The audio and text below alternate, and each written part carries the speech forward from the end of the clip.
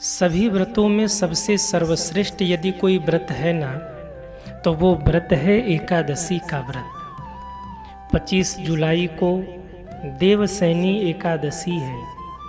इस देवसैनी एकादशी पर भगवान 4 महीने के लिए विश्राम करने चले जाते हैं। और जब भगवान 4 महीने के लिए विश्राम करने चले जाते हैं ना, तो चतुर्मास का आरंभ होता है। भगवान के विश्राम के साथ ही जितने भी मांगलिक कार्यक्रम होते हैं विवाह आदि के, वो सब बंद कर दिए जाते हैं 4 महीने के लिए। एक बार युधिष्ठिर ने भगवान श्री कृष्ण से पूछा था कि प्रभु, इस देवसैनी एकादशी की क्या महिमा है? तब भगवान ने युधिष्ठिर से कहा था, युधिष्ठिर, सैनी नाम नामेति सर्व पाप हरा परा। यदि कोई व्यक्ति भूल से भी इस देवसैनी एकादशी का व्रत कर लेना, तो उस जीव के जन्म जन्मांतर के सारे पाप नष्ट हो जाते हैं। आषाढ़ मास के शुक्ल पक्ष में पड़ने वाली एकादशी को देवसैनी एकादशी कहते हैं। इस बार देवसैनी एकादशी 25 जुलाई को है। सज्जनों, इस देवसैनी एकादशी पर भगवान 1-2 दिन के लिए नहीं, बल्कि 4 महीने के लिए भगवान विश्राम में चले जाते हैं। जब 4 महीने के लिए भगवान विश्राम में चले गए, तो आप कहेंगे कि गुरुजी, सृष्टि को कौन संभालता है? तो इन 4 महीनों में, ध्यान से सुनिएगा, इन 4 महीनों में भगवान शिव, गणेश और माता भवानी यानी माता दुर्गा आदि देवी शक्तियाँ मिलकर के सृष्टि को संभालते हैं। 4 महीने तक भगवान योग निद्रा में रहते हैं और 4 महीने के बाद देव उठनी एकादशी को फिर भगवान उठते हैं। जब देव उठनी को भगवान उठते हैं, तो भगवान का विवाह तुलसी माँ के साथ में होता है। देव उठनी एकादशी पर जब देव उठनी पर भगवान उठते हैं, तो इसके बाद तुलसी और शालिग्राम का विवाह होता है। तुलसी और शालिग्राम के विवाह के साथ में ही सारे मांगलिक कार्यों को आरंभ कर दिया जाता है। तो देवसैनी, इसका नाम ही है देवसैनी। देवसैनी का क्या मतलब है? यानी अब देव विश्राम में जा रहे हैं। अब भगवान नारायण 4 महीने के लिए योग निद्रा में जा रहे हैं। भगवान अब विश्राम में चले गए, तो इस एकादशी को देवशैनी के नाम से जाना जाता है। संतों का ऐसा कहना है कि 4 महीने भगवान अपने परम भक्त राजा बलि के यहाँ विश्राम करते हैं। और 4 महीने बाद जब भगवान उठते हैं, जिस दिन भगवान उठते हैं उसका नाम होता है देव उठनी एकादशी। इस देवसैनी एकादशी की क्या महिमा है? सभी लोग ध्यान से सुने। एक राजा थे जिनका नाम था मानधाता। मानधाता राजा बड़े ही धर्मात्मा थे, परंतु एक बार उनके राज्य में अकाल पड़ा। बहुत दिनों तक जल की वर्षा नहीं हुई, जनता त्राही त्राही करने लगी। राजा मानधाता बड़े दुखी हुए। राजा मानधाता सोचने लगे कि आखिर हमसे कौन सा ऐसा पाप हो गया जिसके कारण मेरे राज्य में अकाल पड़ गया? कहीं मुझसे कोई गलती तो नहीं हो गई? यही सोचकर राजा मानधाता जंगल की ओर चले। जब वो जंगल में गए, तो राजा मानधाता की मुलाकात अंगिरा ऋषि से हुई। अंगिरा ऋषि से राजा मानधाता ने प्रश्न किया, गुरुदेव, मुझसे ऐसी कौन सी गलती हो गई जिसके कारण मेरे राज्य में अकाल पड़ा? क्योंकि जब राजा से कोई अपराध हो ना, तो पूरी प्रजा को उसका दंड भुगतना पड़ता है। जब अंगिरा ऋषि ने ये बात सुना तो बड़े प्रसन्न हुए और उन्होंने दिव्य दृष्टि से देख करके बताया कि राजन, अगर आप चाहते हैं ना कि आपके राज्य में जल की वर्षा हो, आपके राज्य का अकाल दूर हो, तो आपको एकादशी का व्रत करना होगा। आगे जो एकादशी आ रही है, वो एकादशी देवशैनी एकादशी है। अगर आप देवशैनी एकादशी का व्रत कर ले, तो निश्चित ही आपके राज्य में बारिश होगी और आपके राज्य का अकाल दूर हो जाएगा।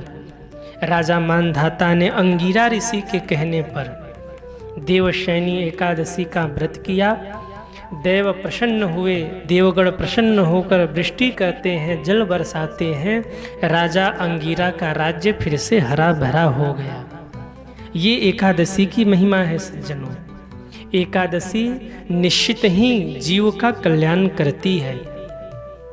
देवशयनी एकादशी 25 जुलाई को है।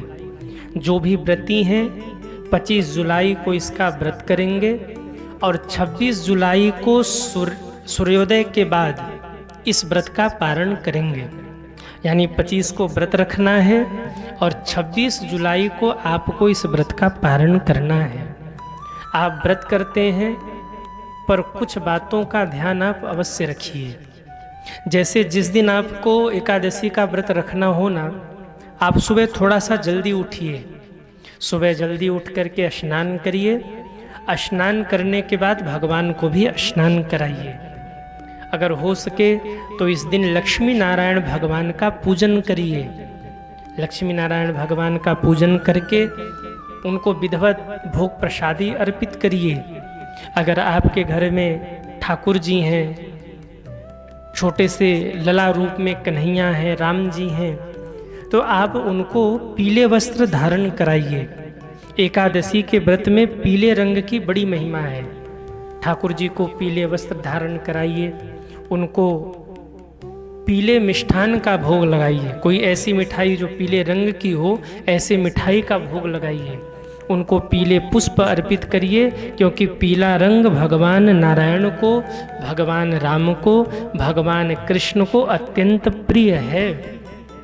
यदि विधि विधान से आपने इस देवशयनी एकादशी का व्रत कर लिया ना, तो निश्चित ही आपके अनेक पाप नष्ट हो जाएंगे और आपके जीवन का पुण्य बढ़ जाएगा।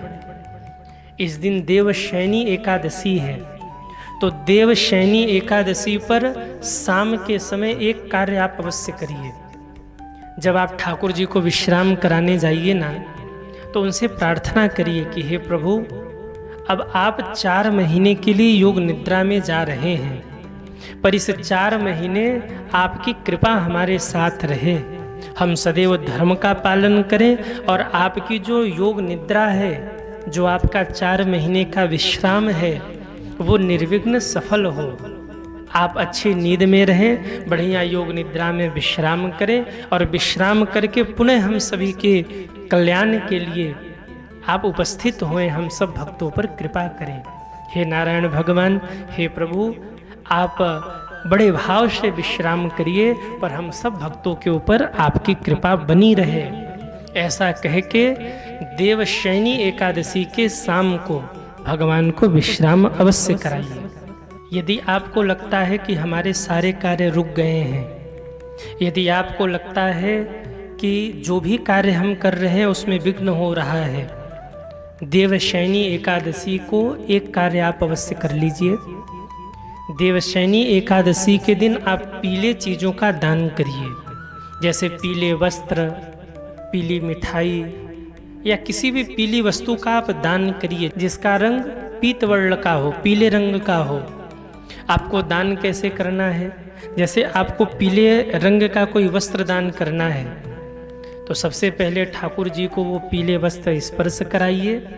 स्पर्श कराने के बाद आप किसी ज़रूरतमंद को उस पीले वस्त्र का दान करिए, किसी ब्राह्मण को उस पीले वस्त्र का दान करिए। निश्चित ही आपके रुके हुए कार्य पूर्ण होने लगेंगे और आपको इसका लाभ मिलेगा। यदि आपको लगता है कि घर में धन आता है, धन रुकता नहीं है, पैसे की परेशानी चल रही है, कर्ज बढ़ रहा है, तो देवशयनी एकादशी के शाम को एक उपाय अवश्य करिए। शाम के समय पीपल के वृक्ष के पास जाइए, वहाँ एक दीप जलाइए। पीपल की 3, 5 या 7 परिक्रमा करिए। तुलसी माँ के सामने जाइए, वहाँ भी एक दीप जला के उनकी भी परिक्रमा करिए। और गौ माता के पास जाकर उनको प्रणाम करके बड़े भाव से उनको गुड़ खिलाइए। गुड़ खिलाने के बाद जो भी आपके मन में भाव है, जैसे धन कहीं फंस गया है मिल नहीं रहा, या लक्ष्मी की कृपा नहीं हो रही जीवन में, धन का अभाव है, तो गौ माता के कान में अपनी बात को कह दीजिए। निश्चित ही इससे आपको लाभ मिलेगा और आपके जीवन में जो धन की कमी है वो दूर होगी, रुका हुआ धन भी आपको मिलेगा, उसमें आपको लाभ होगा। ये सब कार्य आप अवश्य करें। ये देवशयनी एकादशी बड़ी महान एकादशी है। वैसे तो सभी एकादशी अपने में सर्वश्रेष्ठ है, पर देवशयनी एकादशी की अपनी एक अलग ही महिमा है, क्योंकि इस देवशयनी एकादशी को भगवान अपने परम भक्त राजा बलि के यहाँ जाते हैं और फिर 4 महीने उनके यहाँ विश्राम करते हैं। कथा शायद आपको पता हो, कई बार हमने भागवत में सुनाया कि जब भगवान ने राजा बलि का सर्वस्व छीन लिया, वामन भगवान ने, तो राजा बलि हाथ जोड़कर चरणों में बैठे हैं, प्रणाम कर रहे हैं। भगवान ने कहा, राजन, हमने आपका सर्वस्व ले लिया, पर मेरा स्वभाव है मैं जीव का लेकर उसे बहुत कुछ देता हूँ, मांगो क्या चाहिए। तो राजा बलि हंसकर बोले, प्रभु वैसे तो आपने सब कुछ ले ही लिया है, तो मांगना क्या है, जब सब कुछ आपका ही हो गया तो हम भी आपके हो गए। पर यदि आप देना चाहते हैं ना, तो एक काम करिए, हम जब भी अपने घर से बाहर निकले और घर में जाएं तब आपका दर्शन हो। कथा बड़ी विस्तृत है, पर मैं आपको संक्षेप में बताऊं। भगवान जाकर राजा बलि के यहाँ द्वारपाल बन गए। जब लक्ष्मी माँ को ये पता लगा कि भगवान लगभग 1-1.5 महीने से गायब हैं, तो दौड़ते हुए राजा बलि के यहाँ पहुँची।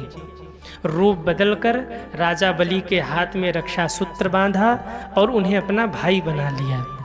जब राजा बलि ने कहा कि बहन, रक्षा सूत्र बांधने के बाद कुछ न कुछ भाई बहन को देता है, तो मैं आपको क्या दूं? तब माँ कहती हैं, भैया अगर देना हो तो ये द्वारपाल ही हमें दे दो, यही बहुत अच्छा लग रहा हमें। तब राजा बलि हंसकर कहते हैं, देवी, नारायण को मांगने वाली आप हैं कौन, पहले ये तो बताइए।